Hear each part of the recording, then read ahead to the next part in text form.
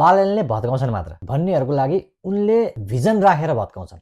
तपाईहरुलाई न्यू रोडको एउटा उदाहरण दिन्छु। सुरुमा उनले न्यू रोडको फुटपाथ बढाउनको लागि, यहाँको पार्किङ व्यवस्थापन गर्नको लागि, जनतालाई हिँड्न सहज बनाउनको लागि सुरुमा उनले महानगरको टिम लगाएर काम गर्न खोजे। सडक विभाग र केही राजनीतिक सिन्डिकेटहरूले त्यो कामलाई रोक्न खोजे, तर उनी ब्याक भएनन्। उनी कानुनी प्रक्रियामा गए, आए र फेरि आफ्नो काम सुरु गरे। सुरुमा लाग्यो उसले भत्कायो, छोड्दियो, तर अहिले त्यही ठाउँ, त्यही न्यू रोड, त्यही बाटो कस्तो भएको छ एकैछिनसँग हेरौँ।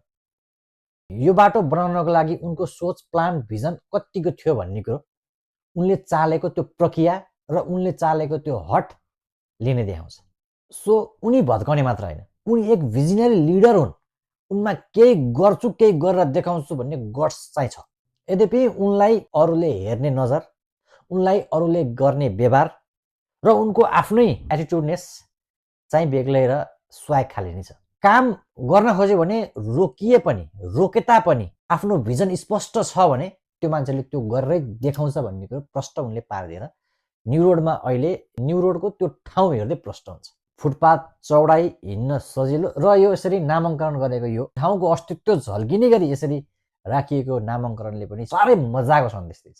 यहाँ गफका भिजनहरू होइन, कामका भिजनहरू, काम गरेर देखाएका भिजनहरू चाहिँ जनतामा स्पष्ट रूपमा राख्नुपर्छ। So he is one of the visionary leader.